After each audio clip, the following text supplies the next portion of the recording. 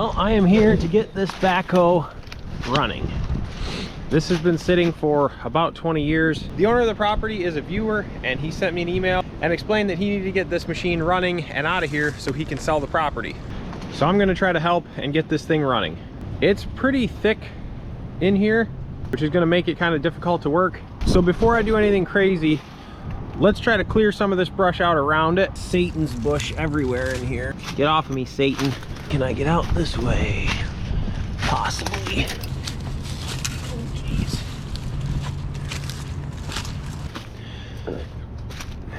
Okay, there's a power line hanging, and it does go over to the pole, and it is connected. Let's try not to lick that. One of the things that I enjoy doing when it comes to getting cleaned up and ready for spring, what on earth are you wearing? It's my Sunday best, is taking care of my grass. Now, I have a gazillion things going on, and I don't have time to go and learn about all the different soil types and all the different fertilizers and all the different things that I should be doing with my lawn. So I did some research, and I found that Sunday Lawn Care was the simplest way to get my lawn looking much, much better. Wow, this stuff survived that surprisingly well. Not even a scratch. Get growing. All I did was I jumped on their website, I punched in my zip code and a few other really simple questions. They have done all the research on the soil types and the type of grass in my area, and a couple of days later I get a box in the mail with all of the things that I need put on my grass. You just scan the QR code and that tells you exactly how to put your plan into effect. They also send battery powered sprayer, so you don't have to go looking for anything else. Sunday creates a lawn plan to ensure success, and they ship it free straight to your door. There's no harsh or unwanted chemicals. It's simple, it's friendly, and it works with nature by using cutting-edge plant science. Sunday is better, it's planet friendly, and it was designed with your family in mind. So kick your furry round bahookie into high gear and go sprinkle some Sunday on your lawn. You can use my promo code 99projects30. That code gives you 30% off your first order. And I'll put the link down in the description as always.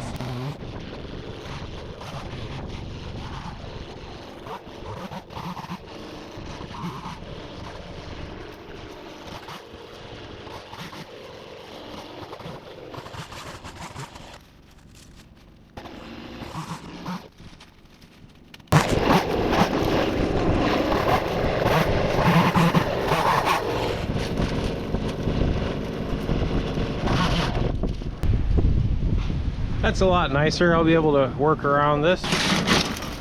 Looking at the cylinders, they're not pitted too bad. There's some down here. Looks like this is a diesel engine. The stack looks like it's been covered, so that's good. And it's got a rain flap.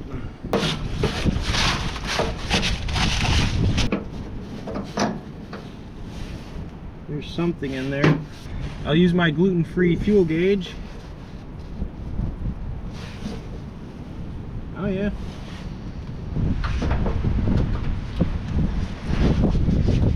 Kind of smells like urine. Most of the glass is intact. Holy mackerel.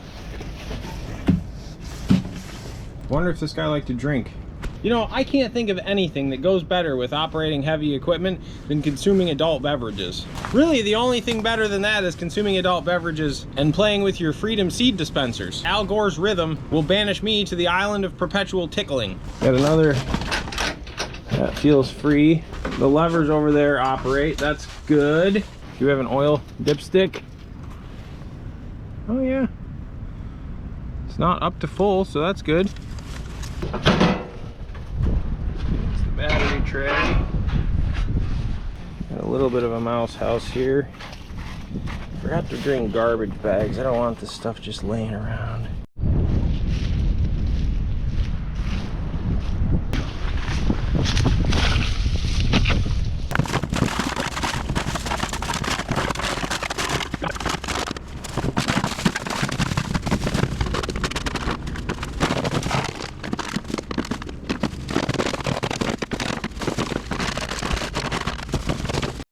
Alright, that's looking a lot better. Oh yeah, smells like rabies in here. Alright, brakes work. I feel like there's supposed to be a clutch pedal here. Where'd that go? Throttle seems to work. okay. This is the battery box.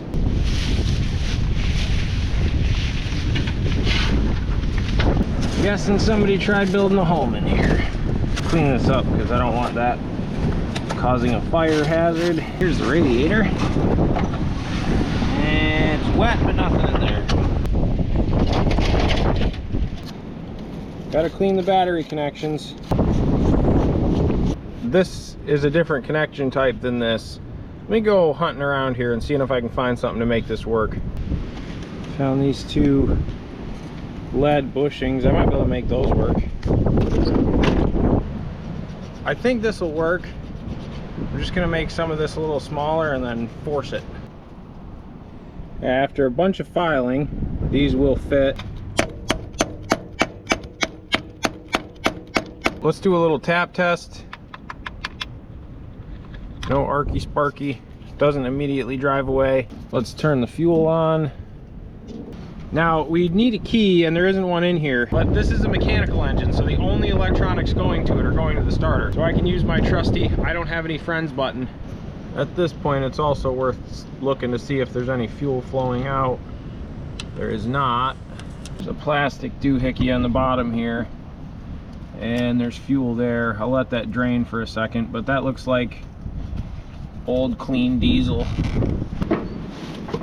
I'm also going to put some of this Fuel Ox fuel treatment in here. This stuff is extremely concentrated, so it is recommended that you do not take a shower with this. I've been using this stuff in my pickups for a while now. I also threw some in pocket change. There's actually a noticeable difference running that stuff regularly in my fuel tanks. I'll put a link down below and a discount code you guys can use to save a couple bucks when you buy yours. All right, we got fuel there, that's good. I don't have any friends button is hooked up. Let's see what happens. I must not have something hooked up to engage the starter. Hold please. I have reconfigured myself, sat in a corner and thought about what I've done. This has to be the right wiring configuration. Oh, hey, hey. It rolls over too. Wow. There goes nothing.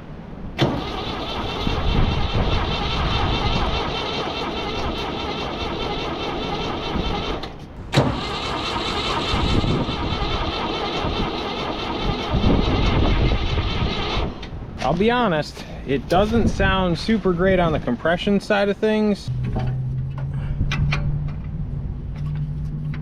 Cracking the injectors will encourage any air in the system to leave immediately.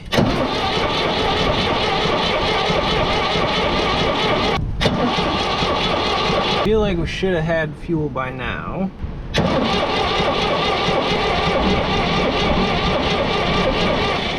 I cracked this line on the injection pump.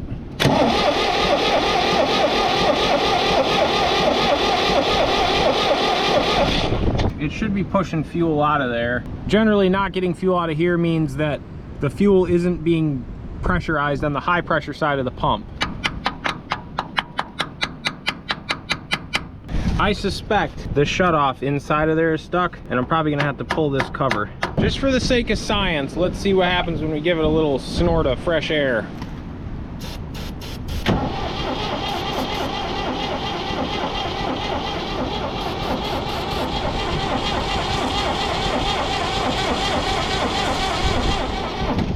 Well, that's not good.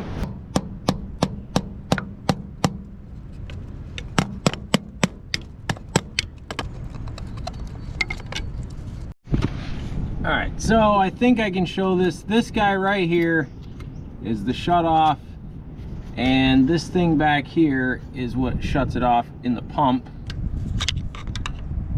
Push that way. It should. See, this would shut it off. For whatever reason, it doesn't want to spring back. This is the shut off lever right here, so that pushes that little block there out. And what was happening before is it was sticking all the way there, so it wasn't returning back. Now after messing with it, it's coming back every time. Click. Ouch. just gonna pull this. Just gonna pull this intake boot off in case there's an emergency. I'll leave this open, and if something goes crazy, you know, you can stick your arm in there, or a glove might be a better option. All back together. Let's see if we're gonna get fuel out of this guy. Wait a second, I gotta turn the fuel back on.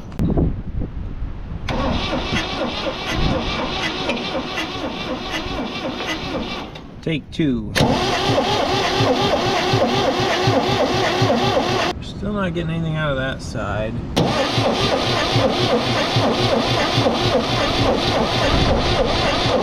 I'm also starting to see a battery being dead here. Oh, look at this, we got fuel up top. Nice.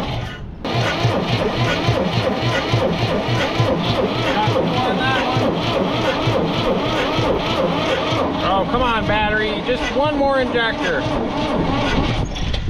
Oh, you overpriced piece of junk. Don't you make me bring the battery pack out here and put it on 24 volts. I will do it. Ready to start. I'm gonna have to cut that out.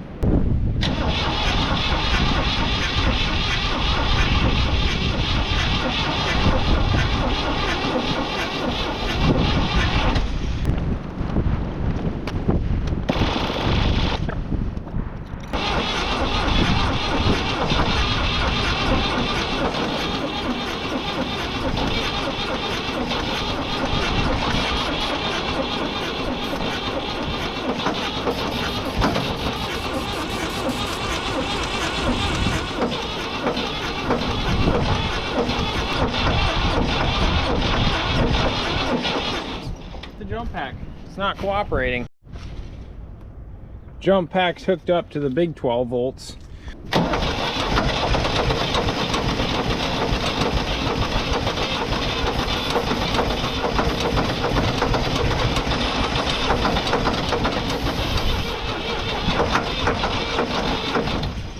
And she's right there.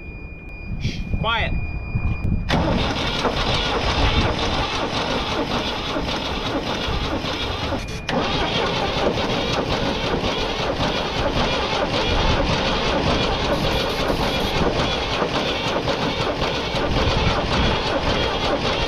I bled the injectors one more time.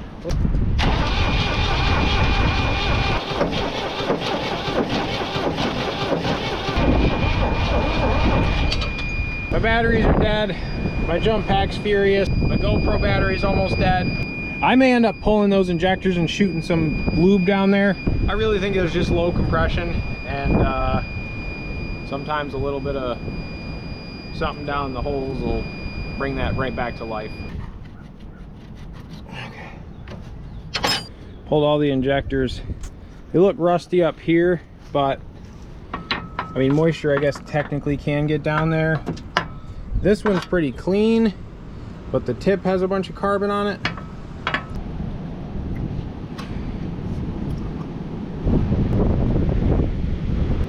This is the Infinity Lube by Fuelox. Doing 52 miles an hour on a road that you should be doing 64. I'm thinking RPG. His daily driver is a Subaru.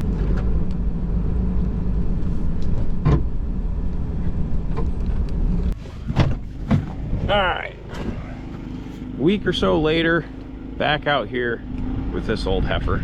Last time I left off here, get my gluten-free hood prop. I filled these cylinders with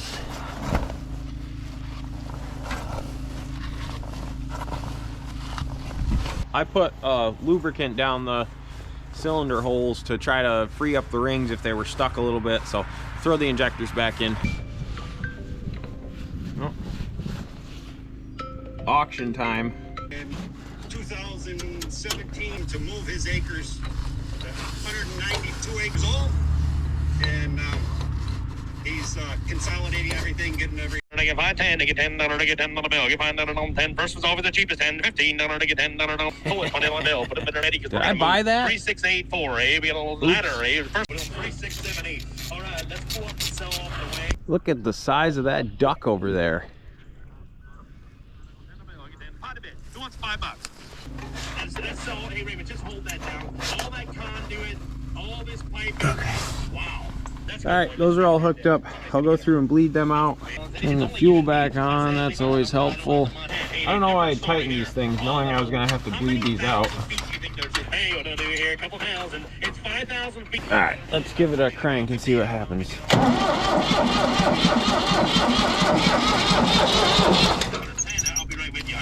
Uh-oh. Oh my, I don't have any friends button fell off. Can't be having that.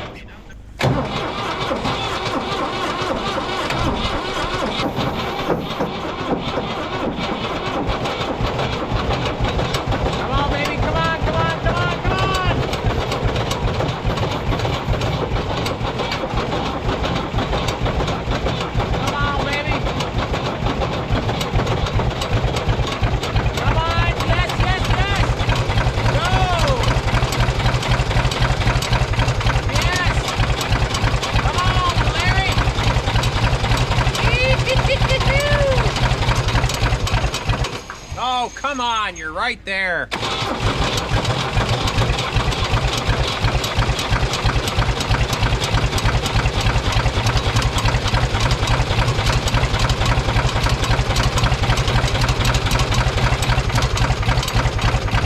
on, baby.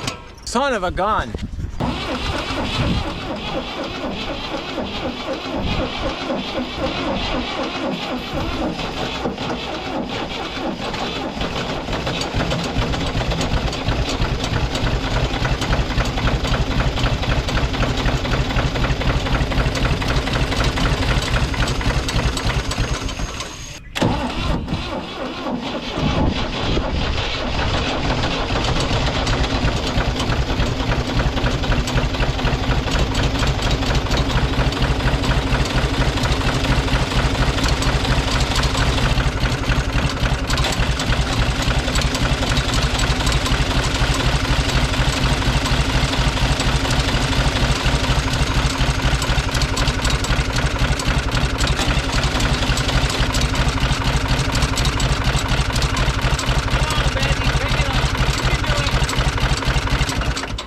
It's only running on like 1 or 2 cylinders.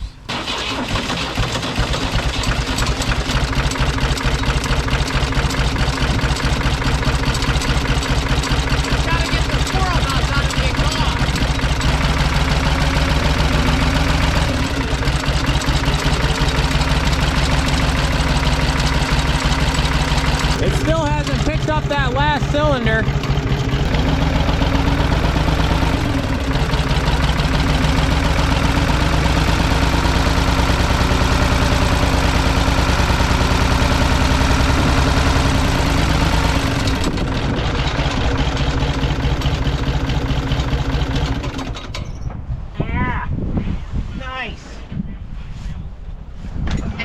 I don't like standing next to all those hydraulic lines while it's running. You don't want one of those things to blow and smack you in the face. Let's see if the backhoe, or the front end loader rather, functions.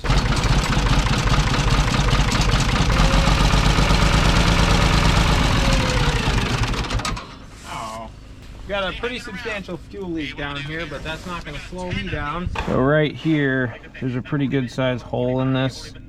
I think we're puking fuel.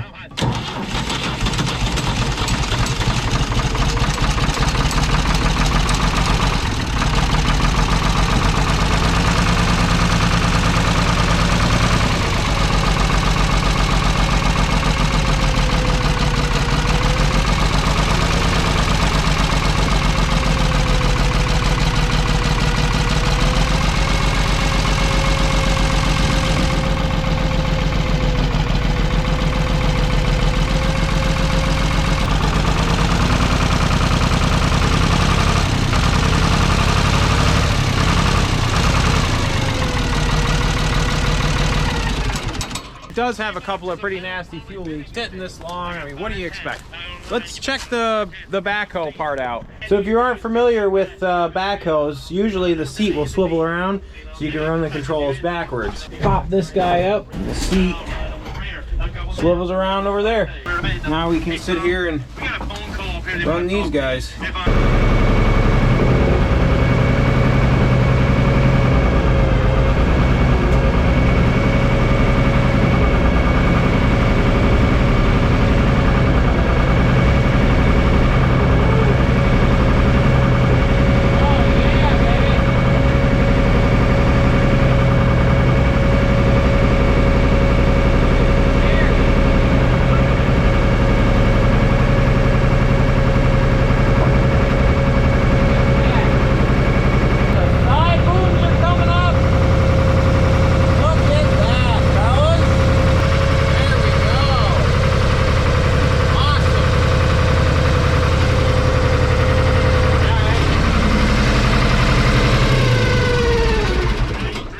Wow, she's a runner. One small problem here. We are dumping fuel from somewhere. I don't know where, but she is puking. See, it's leaking out of this thing right here. Just spraying everywhere. Let me see if I can tighten that up somehow. Take this apart. You can kind of learn about it and see what's actually going on. Just gotta be careful there aren't springs or anything back there, or washers. This looks like some kind of check valve. I'll clean it up and see if I can get it working better. All right, so I noticed a massive leak coming out of the side of this pump, and I pulled this off. I'm assuming this is some kind of diaphragm, and it is totally disintegrated. You know, it's just falling apart in my hand. I thought that would have been just a gasket, but it looks like it's a diaphragm or something. So I'm gonna do some research, see if I can just reseal that and if it'll work. Hold please. All right, I did some research and it looks like this is just a flat gasket with some holes in it. I'm not really sure why.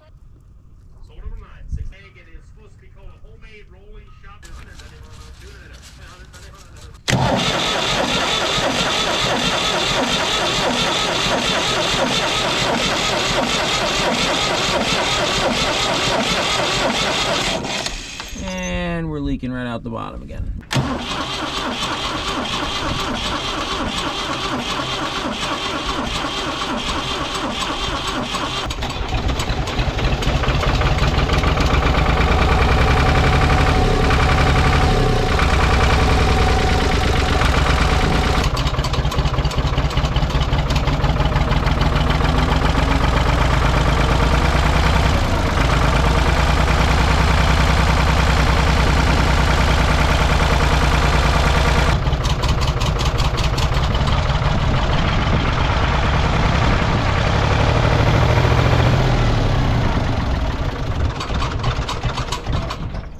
Unfortunately, this thing needs a reseal, probably that gasket.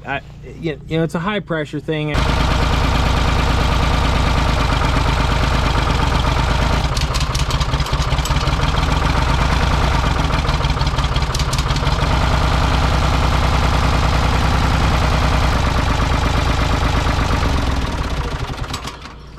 Okay, I think it's worth trying to put one of those gaskets in there, because this thing does run pretty good now that it's kind of up and running, and I would like to see it kind of move out of the spot. I'll go see if I can find a gasket for this. Gaskets have been ordered for this thing. I think I'm gonna end this video and make a part 2 on this, getting this thing up and running and moving around and driving.